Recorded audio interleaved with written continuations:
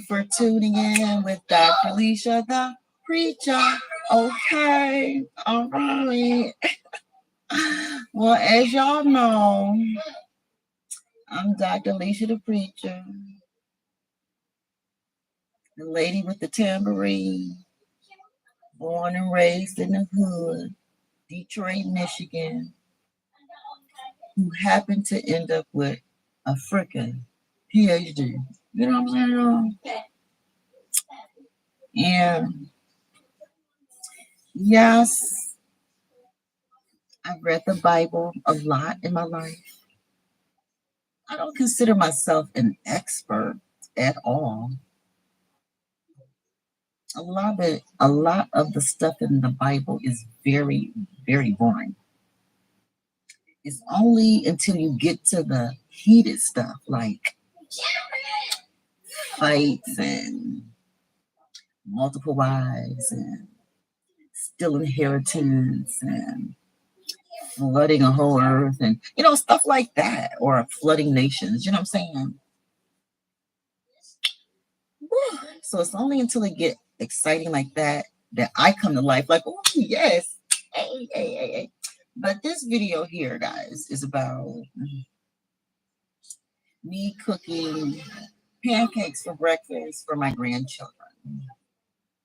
Now, I was the kind of mom that ran a very organized home. I ran my home like military mom. Yeah, it is what it is. Ask my kids. But once they grew up and didn't really need me anymore, you know what I mean? I mean, not that my kids were perfect, no. But they grew up and they just didn't really need me anymore. For many reasons. And some reasons it's because of low down, trifling heifers and stuff. Yes. But those are not the only reasons. Most High don't allow any low down heifers or Negroes or whatever you want to call us to cause much damage to each other. No matter what you hear and see on the news and read about us and all that kind of stuff, no matter what we do to each other and stuff, Most High has a way of making it all kind of work together for a good, some kind of way. I don't ask no questions. I just obey, But back to being the grandmother who's cooking some pancakes. I did this for my children, gave them stability. And now that I'm over the fact that my kids are gone, even though, even one still live with me, but she's still gone. She's not that girl I raised. She's not a baby anymore. She's 30 years old. These grandkids, I mean, my one grandson, Carson, is 7. And yeah, I know y'all hear me in there. And then my other grandson, Cameron, is 11. And he and I just had such a deep conversation about creation. He actually solved a little piece to the puzzle of my eternal life. No, hold on. The eternal deficit of mankind. I'm writing a book called The Eternal Deficit of Mankind. And so I was just sharing with my 11-year-old grandson some of my ideas about the book. And he actually was able to explain and describe to me, Cameron, if you don't want to be on camera, that's okay, but you could come stand in here and tell the people what you said to me. Whatever we was talking about creation. What did you say? Do you remember it? I mean, it'll come back to me, but if you know it right off the rip, then I don't have to search my memory library to find it. So, so it's up to you if you want to be on camera or not. Well, we were talking about, I asked my 11-year-old grandson, what is the difference between a man and a woman being together two men being together and two women being together? That's what I asked. Did I ask you to get that bell? Didn't I actually say don't even touch my bell? Okay, this is a very spiritual, powerful bell. And some people touch it, yeah, they'll live. And some people touch this bell, they may not. So don't play with your fate. So, Kim, I'm a funny grandma. Cameron, okay, so come and explain the difference between a man and woman being together. Or you can just say it loud enough from there if you're shy, camera shy.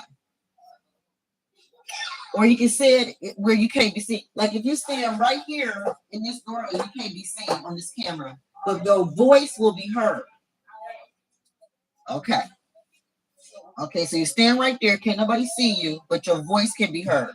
Okay, so what's the difference between this is an 11-year-old, okay, who is my cameraman. He's camera shy, but he's my cameraman. My 11-year-old grandson is my cameraman. Okay, because he has an eye for stuff, guys. And I'm going to train him on it. Okay, so yeah, explain that one more time. So, you asked me what's the difference of a man and a man with together. A little bit louder, but use a strong king voice. Come on now. I've heard you yell at your brother. Okay. Use that voice. So when we was talking about Carson, stop hating in the background, being a distraction. Let your brother speak. Go ahead, boy. All right, so when you told me when a male and a male sit together and a woman and woman sit together, how that don't work. So, right, yeah. So I said because how what's good or bad about it.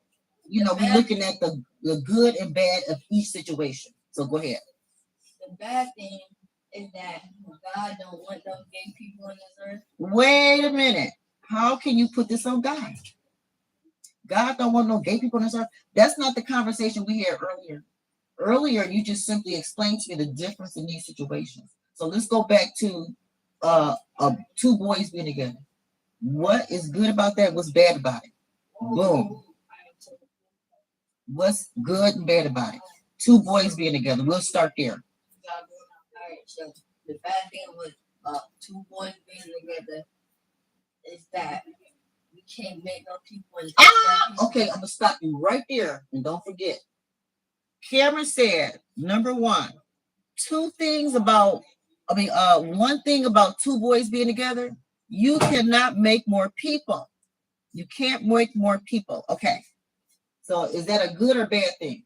That's a bad thing. Yeah, okay, so that's a bad thing. Cameron said the fact that two boys being together can't make another person is a bad thing. Now go back to your other statement about Most High. How was that a violation to Most High? Because you can't make no people on earth, God can send more people. Oh, he said, if you can't make more people, God can't send more people to heaven. Okay, all right, that's not bad for an 11-year-old. Okay, now what about two women together? Two women together, it's like it's the same thing with the men. Same thing with the men, according to an 11-year-old. Yes, my grandson. A king in training. He's in training now. Come on now. Okay, same thing as the man. Okay, so, but I want to back you up on Most High want us to be fruitful and multiply.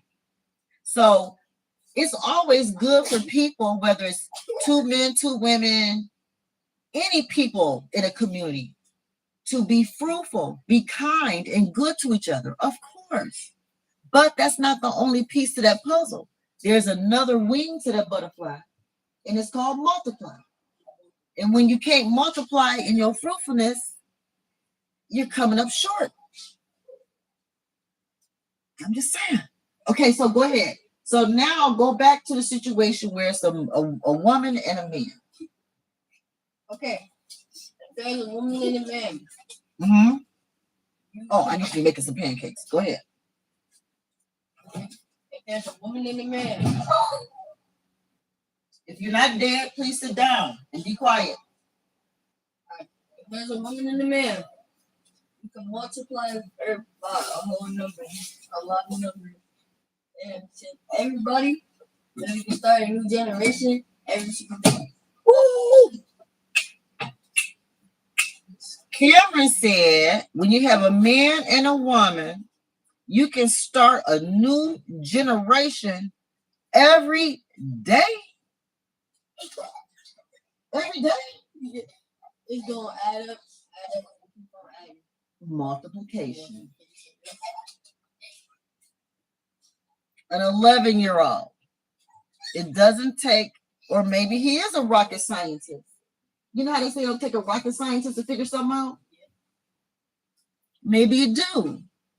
He's just 11. Scooby-Doo. Okay, so back to pancakes. Thank you for that. I appreciate it. And be appropriate. Okay. I just got, what was that one movie back in the day? Somebody and their kids. Baby and her kids. Anyway, so let me just make this quick little, I'm using some extra virgin olive oil. Okay. And we're just using, and this was free, this was free, because y'all know I use a lot of free stuff, right? And this was, just some pancake mix, guys, And so what did I use? My cinnamon. Yeah, I like to use a little cinnamon in my pancakes. And so we mix it all up as a family, So all that he just shared about, being fruitful and multiplying on this earth, we just gonna mix it all right up in here and cook it in my little pan, and we're gonna have some breakfast, y'all, this morning. That's how we feed ourselves, We have discussions, meaningful discussions, current event. This is a current event. Right now, legally, 2 men can be married and shut down multiplying on earth. The people who hold the most money, possibly, things are shifting, but the people that hold the most money on earth, the people that possibly own the most land on earth, are able to legally marry each other and attempt to legally dominate the earth.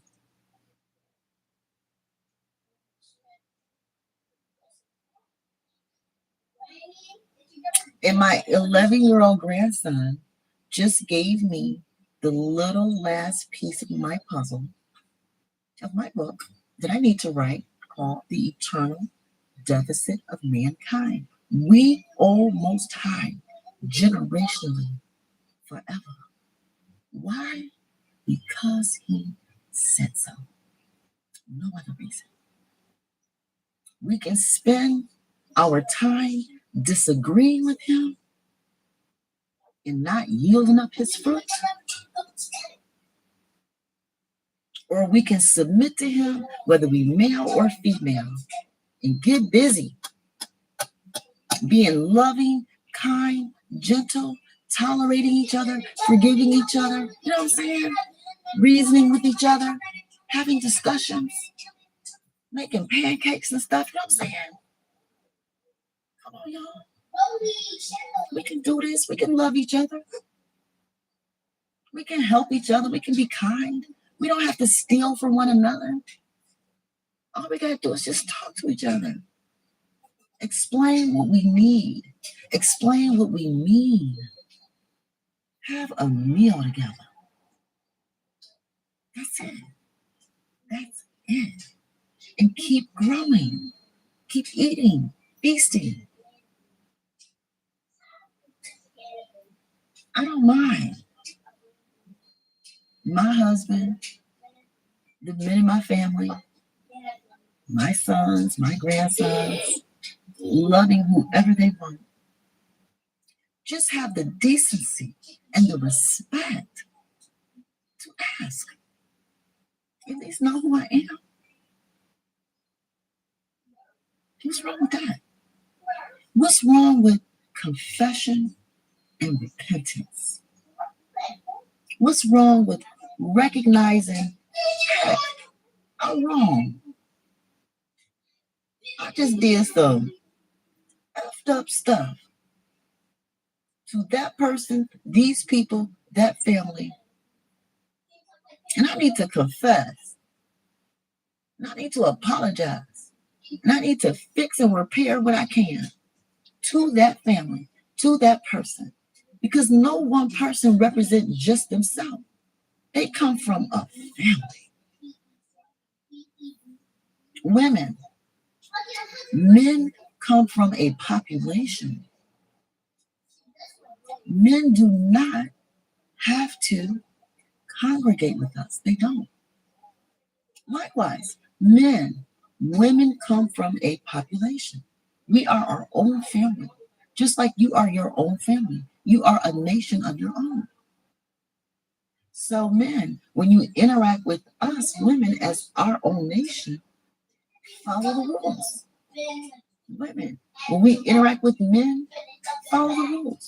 Otherwise, we can stay to ourselves. They can stay to themselves. But whenever we meet in the middle, male and female, as Most High, he has a decree out on who go where, live where, do what, responsible for what, and get what.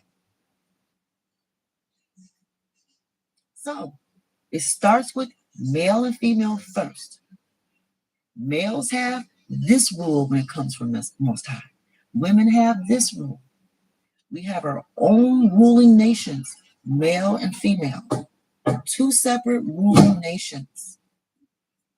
But when we come together to be fruitful and multiply so that the generations can continue to grow upwards, then we have to follow rules. There are rules about it. It's just that simple. Some of us will never leave the male population. Some of us will never leave the female population.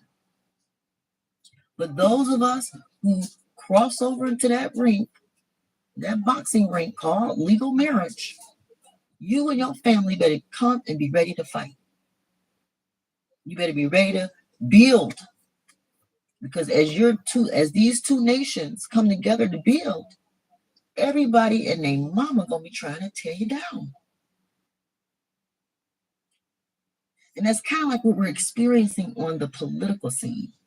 You got the right side, the left side, you got the husband, the wife, and then you have the children in the middle.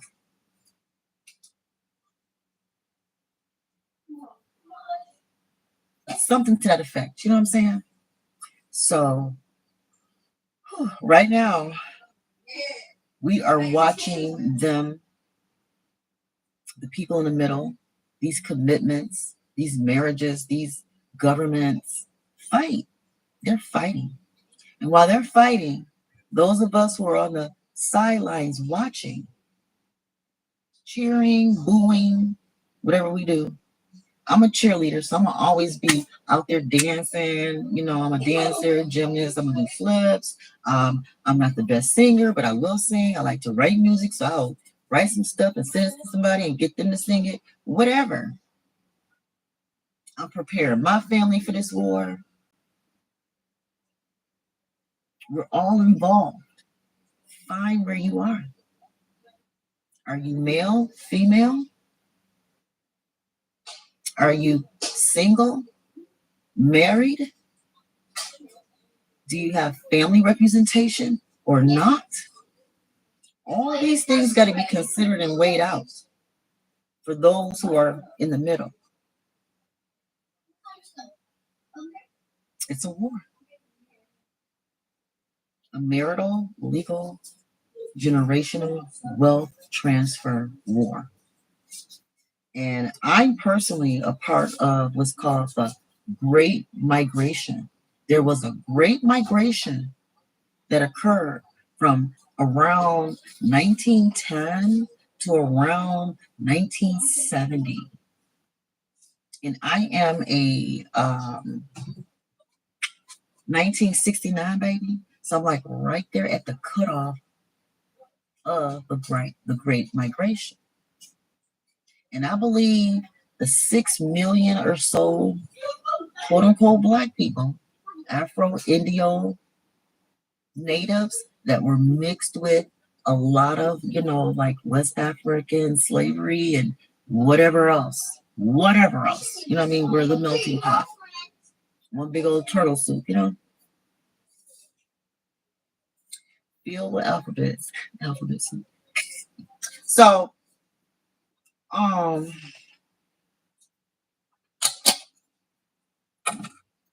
yeah, we're just right back to the point where we have to see what the results. What are the results of the Great Migration? What happened? I'm a part of the experiment.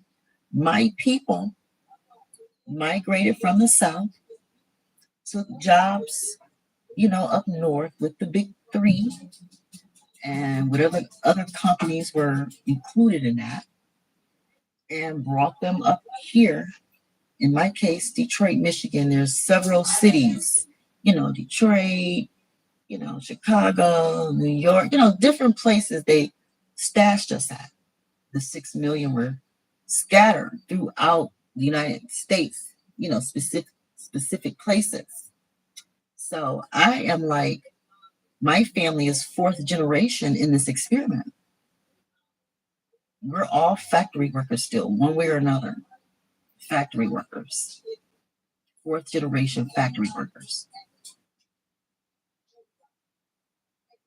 So I can't wait for whoever been tracking me to come and talk to me so I can tell them exactly what life has been like from the moment my grandfather came up here and then passed that torch, that baton to, his children, which was passed to my generation, the third one. I'm the 3rd generation, and how it is passed to my daughter, which is 4th generation. And now that I have a 5th generation grandson that is in the workplace at 15, he's not in the plant yet, but we live in a city that's basically owned by the plant, owned by the big three. So if he's going to stay here, either he's going to submit to them or he's going to have to leave if he wants a family that he can afford. But I'm ahead of the game on all that. You know what I'm saying? Because I understood that we were being played with the whole time. The Great Migration. We're still around.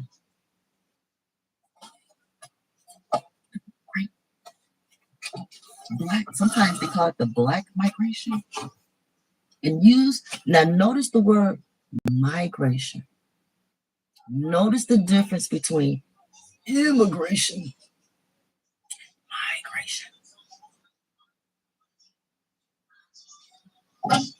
So anyway, guys, I'm gonna cut this off so I can take my pancake seriously. But I just want to, share this little message and be ready, y'all. Be ready. The eternal deficit of mankind. We owe Most High. We owe him legally. I put in 30 years, 32 years, at least 32 years legally. And I want all my benefits, every last one. Okay. And like I said, we served 4 years of plant work, all the way to the point where they start pulling back the promises, pulling back the benefits. The union don't function like it used to. What happened to the union? I was a union baby, living our best life.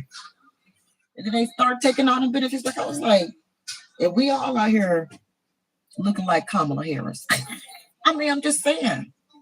We all out here looking like that. One way or another. Looking like some Afro Indios. All mixed up and confused. But still running. Anyway. Because that's what we do.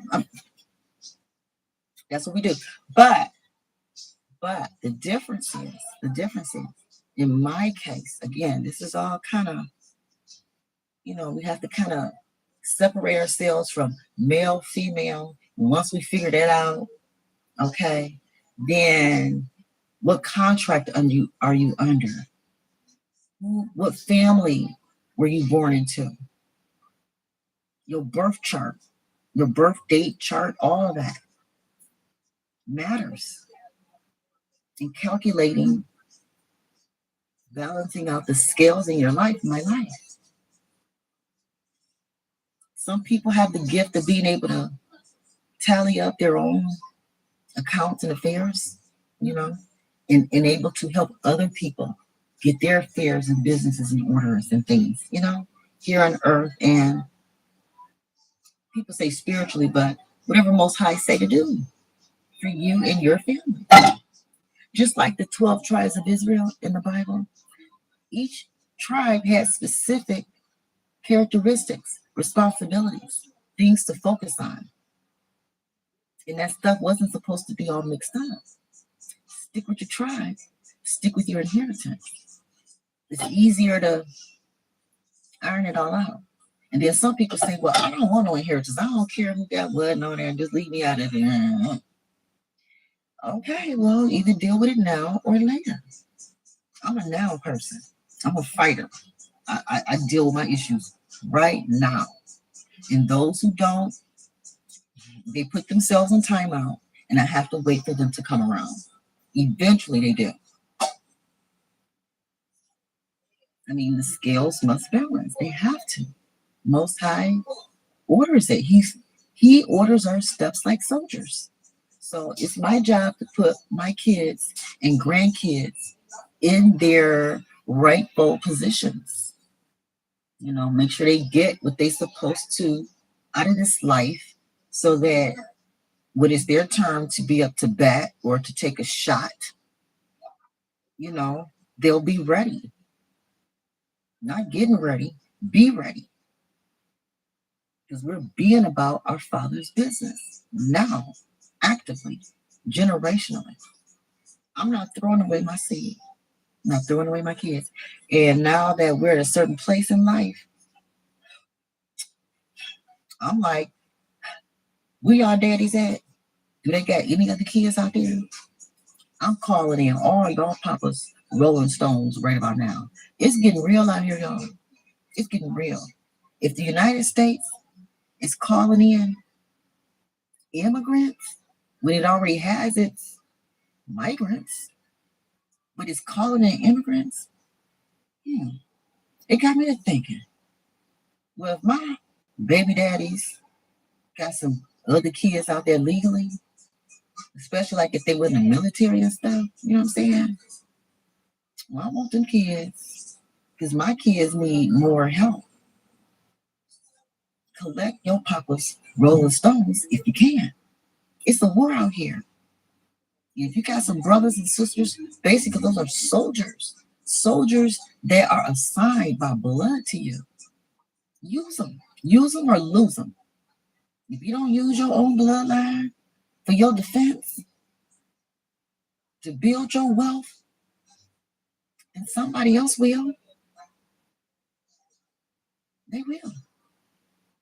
No matter how hard women pull on legal husbands, and it's not hard to pull them because these men can just legally walk right on out and go straight to these other people's beds. It's not just limited to men and women these days. Your partner can end up anywhere. They don't even know now because of transgender laws. Don't even worry about where they end up. Just let them go. That's what we're being taught. Well, I'm not going to be left just completely empty-handed. If he has some seed out there that can be grown without him, I'm going to get it. I'm going to get it. I want my kids wealthy. And if they got some siblings, people that are demanded to be with them, okay, bring them. When I was younger, I wasn't taught to appreciate something like that. But on my own as an older woman, I'm like, I'm not turning down any more help. I'm like some real solid help. Every stranger gonna pretend to help, but help that come from Most High, your bloodline. Thank the Lord for them. I'm calling them in, calling in to help. If my kids got step siblings and stuff like that, that's blood related to them, I want you all to be close. I'm calling you in, calling you and your mothers in. Calling your mothers in too. I mean, what child can live without a mother? And it's really difficult. And if they got a real mama that, we all can get together and suit up and boot up, because the men are gone. The men are gone. And we women that are single, in my case, divorced solo, we still have these kids. We still have these grandkids. Anyway, we're still feeding them free or however we can. It's still our duty. My side of the bed is still being slept in and made. The other side's empty. The same man that left my bed left your bed. He in somebody else's bed now. That's what they do. They bed up. They bed up like kangaroos. But hey, but we just have to collect the stones, the babies. Our job is to collect all these little babies that these men, hop around creating. And our job is to feed them, nurture them, suit them up, boot them up, and get them out there to fight. Keep on doing this again.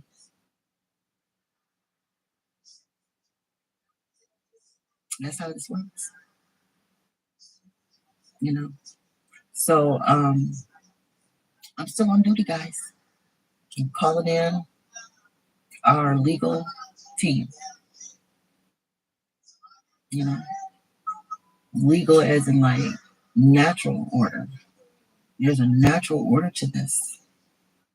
And when men and women make children, those children are to be utilized for the family. Otherwise, you're not going to go anywhere. There's really nowhere else to go. Legally, anyway. Legally. Are there a lot of children out here that are not legally assessed, developed, claimed, and all that? Yes. And God bless them for being that free.